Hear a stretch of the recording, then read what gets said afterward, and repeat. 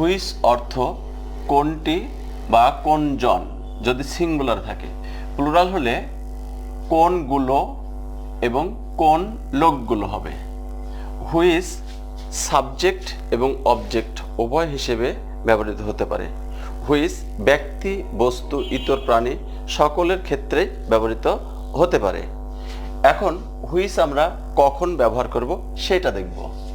প্রদত্ত বাক্যের নাউনের পূর্বে অ্যাডজেক্টিভ থাকলে হুইচ দিয়ে প্রশ্ন করতে হবে।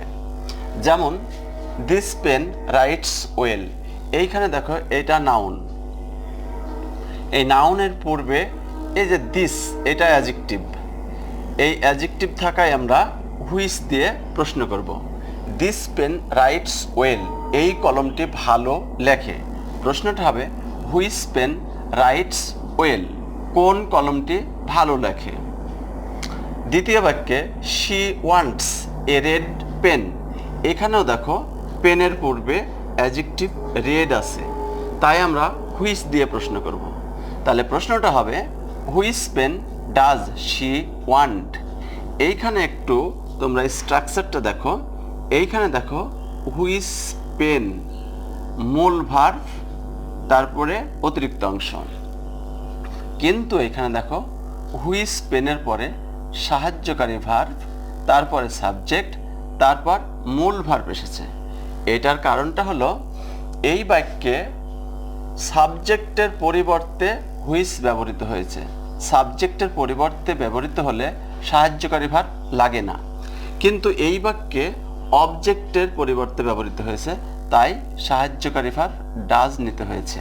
তো এই সম্পর্কে আমার বিস্তারিত আলোচনা আছে প্রথম ভিডিওতে, ওই ভিডিওটা দেখে এসে এইটা দেখলে তোমাদের জন্য অনেক সহজ হবে।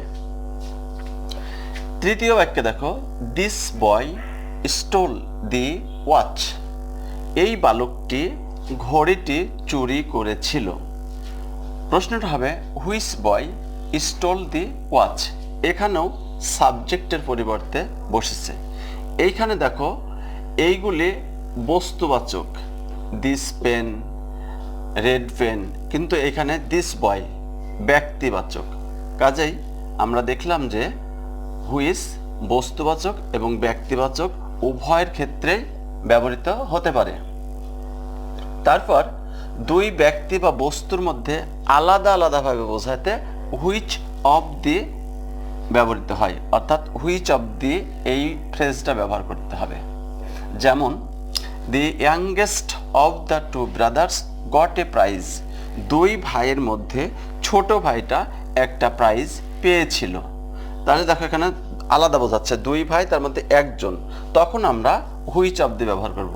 যেমন which of the two brothers got a prize, দুই ভাইয়ের মধ্যে কোন ভাইটি একটি প্রাইজ পেয়েছিল। আবার তুলনামূলক পছন্দ বোঝাতেও আমরা হুইচের সাথে মোস্ট ব্যবহার করব। তাহলে এখানে হুইচ ব্যবহার করব, কিন্তু তার সাথে একটা মোস্ট থাকবে সবার শেষে। যেমন of all the seasons I like late autumn, সব সিজনের মধ্যে বা ঋতুর মধ্যে আমি পছন্দ করি হেমন্তকাল। অতএব দেখো এখানে পছন্দ বেছে নেওয়া বোঝাচ্ছে, অনেক ঋতু আছে আমরা জানি, তার মধ্যে একটাকে বেছে নেওয়া হচ্ছে, অর্থাৎ তুলনামূলক পছন্দ, যে এইটা না ওইটা, ওইটা না, তখন আমরা হুইচ ব্যবহার করব তার সাথে মোস্ট। যেমন which of the seasons do you like most, এই যে লাস্টে মোস্ট বসানো হয়েছে। কিন্তু যদি এই নাউনটা অর্থাৎ বেছে নেওয়ার নাউনটা সিঙ্গুলার হয়, তখন মোস্ট ব্যবহার করা যাবে না এবং এই স্ট্রাকচারটা তখন থাকবে না, তখন হবে হুইচ প্লাস ওই নাউন। যেমন আই লাইক লেট অটাম, এইখানে দেখো সিজনস আনা হয়নি, শুধু একটাই আছে লেট অটাম, তাই প্রশ্নটা হয়েছে which season do you like, এখানে মোস্ট নাই। আবার অফ অল দি নাই, এই যে এখানে যেমন অফ দি, হুইচ অফ দি, এখানে কিন্তু হুইচ অফ দি বসানো হয় না, শুধু হুইচ বসেছে, অর্থাৎ ওই সেই অরিজিনাল যে হুইচের ব্যবহার ওই রকম বসেছে। এখন এখানে আরেকটা জিনিস শেখার আছে, সেটা হচ্ছে এইখানে দেখো এই যে লেট অটাম আছে, কিন্তু এই বাক্যে এই যে সিজন শব্দটা এসেছে। তো এইরকম অনেক সময় থাকবে যে ঋতুর নাম থাকবে, দেশের নাম থাকবে, নদীর নাম থাকবে, সংবাদপত্রের নাম থাকবে, বইয়ের নাম থাকবে, কিন্তু ওই জিনিসটা যে জিনিস ওই জিনিসটা থাকবে না। এইখানে দেখো লেট অটাম, এটা তো একটা সিজন, কিন্তু এই সিজন শব্দটা এখানে নাই। লেট অটাম কি সিজন, কিন্তু সিজন নাই। কিন্তু আমরা যখন ব্যবহার করব, প্রশ্ন করব, তখন আমরা ওই সিজনটাকেই বসাতে হবে। এরকম উদাহরণ আরও আছে। যেমন মনে করো আমাদের প্রশ্নপত্রে এইরকম একটা বাক্য এসেছে, হি ট্রাভেলড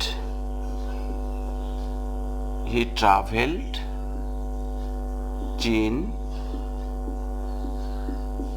জাপান অ্যান্ড কোরিয়া। এই ধরনের প্রশ্ন কিন্তু আসে। এখানে দেখো দেশের নাম আছে, দেশের নাম, কিন্তু দেশ কান্ট্রি শব্দটা নাই।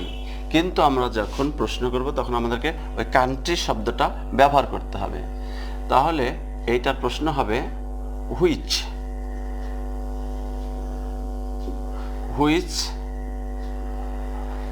countries did he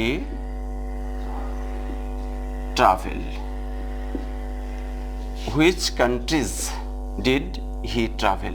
এইখানে কান্ট্রি নাই, কিন্তু আমরা কান্ট্রি ব্যবহার করতে হবে। আর এইটা দেখো প্লুরাল হয়েছে, কারণ এইখানে একাধিক কান্ট্রির নাম আছে। এইখানে কান্ট্রি নাই, কিন্তু কান্ট্রির নামগুলি আছে। প্রশ্ন করার সময় আমরা কান্ট্রিজ ব্যবহার করব, আর যদি একটা দেশ থাকতো তাহলে কান্ট্রি হতো। যেমন এখানে একটা ঋতুর নাম আছে, সেহেতু এখানে দেখো সিজনস হয়নি, সিজন হয়েছে। যদি একাধিক সিজনের নাম থাকতো এখানে, তাহলে পরে এখানে সিজনস হতো। অনুরূপভাবে হি বট এ ডিকশনারি। দেখো এখানে ডিকশনারি একটা বইয়ের নাম, কিন্তু বই শব্দটা এখানে নাই। আবার এখানে কিন্তু সিঙ্গুলার আছে, অতএব এটার প্রশ্ন হবে হুইচ বুক। কারণ ডিকশনারি একটা বই, সেহেতু এখানে সিঙ্গুলার হয়েছে। Which book did he buy. এইটা কাজে এটা মনে রাখবা যে অনেক সময় সংবাদপত্র, বই, দেশ, নদী, কোনো স্থান, এগুলির নাম থাকবে, কিন্তু ওই জিনিসের সাথে সাথে এরকম কান্ট্রিজ থাকবে না, রিভার থাকবে না। তখন আমরা ওইটা যখন প্রশ্ন করব তখন ওই জিনিসটা বসাতে হবে, বা ওইটা ধরেই প্রশ্ন করতে হবে। তো আশা করি হুইচের ব্যবহার তোমরা বুঝতে পেরেছো।